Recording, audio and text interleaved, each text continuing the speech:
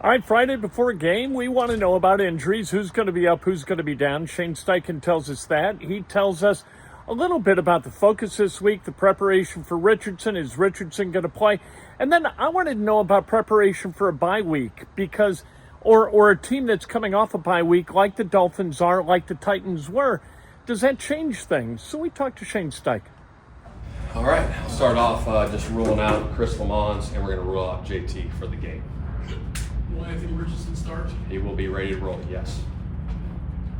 What did you see from him this week? I mean, they took all the snaps I assume this week. So He looked good, man. He was throwing crisp passes. He was great in the pocket. Got out and moved him around, ran a lot. So he looked really good. Buckner any closer? Buckner's really close. Optimistic for next week opening that window. JT was injured reserve a possibility at the beginning of this? Or? No. Is he closer? He has told us he was close and hoping to practice, but we haven't seen practice. Yeah, he's very close. I'll say that. He's very close. Shane, when you sign a running back who spent time with that opponent, does that help you at all in a week? Maybe.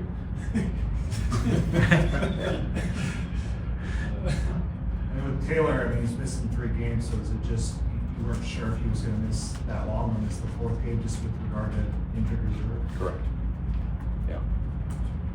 I will say this, I do want to give a shout out to Dallas Clark, obviously going into the Ring of Honor. I know a lot of our alumni are coming back this weekend. Exciting time in Indy. So fired up for him. Got a chance to meet him a few times, and it'll be great to see a lot of the former players back in the building on Sunday. The last time we saw Anthony in that Steelers game, I think you said like he was on fire.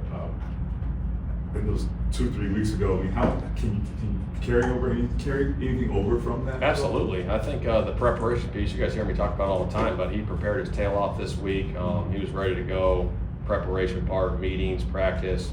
He was great in practice all week, so excited to get him back out there. And he actually mentioned that when we asked him about that Steelers game the other day, he said that he thought he had the best preparation that he had so far. I mean, what does that look like, I guess, in layman's terms?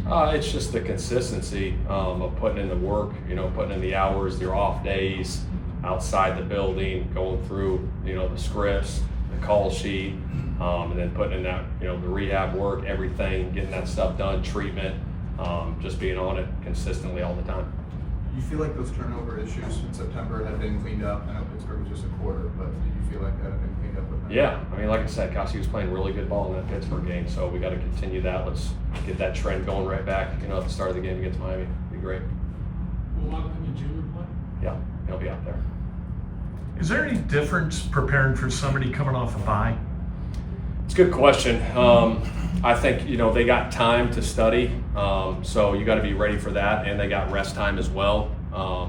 But we got to have our same preparation going into it. Obviously, they get more time to prepare for us, but our mindset's got to be the same.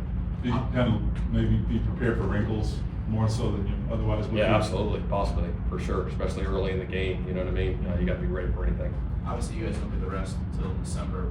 Do you do anything staff-wise without the bye week, like self-scout yourself earlier in the year or anything like that? Yeah, we always have self-scout operations, obviously on a Monday afternoon, Monday evening. We always go through stuff, just kind of what our tendencies are. Obviously the bye week's a big week for that, but we do that each week looking at it. More talking to some of the practice squad guys, like, how much do you think it takes to play your whole life, be a man wherever you came from, and still chase, I guess, this dream, even if you know not sure you're going to play on Sunday?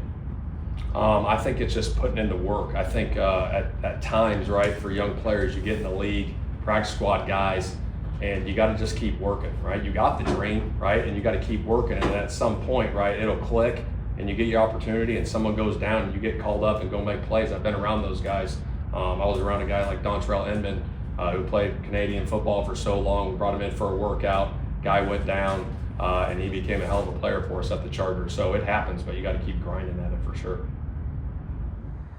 That's Shane Steichen. He is always close-lipped on Fridays. Not a lot of information, but we did learn JT's going to be down. Lammons is going to be down. Richardson's going to be up. He's good to go. He's going to start. We'll see how all this works out for the Colts. They need to win this game. You win this game, all things are possible, right? You win this game, And the Texans, if they lose at Green Bay, all of a sudden that game next Sunday at 1 o'clock, that's for the AFC South lead, or at least a tie for the lead if you're the Colts, and you put yourself in position to be in position. That's what you're looking to do this week, and then next week. And then all of a sudden, you got a stretch of games coming up against really, really tough opponents. If you don't win games like this, home games against a lesser opponent, you got a tough road getting to the playoffs.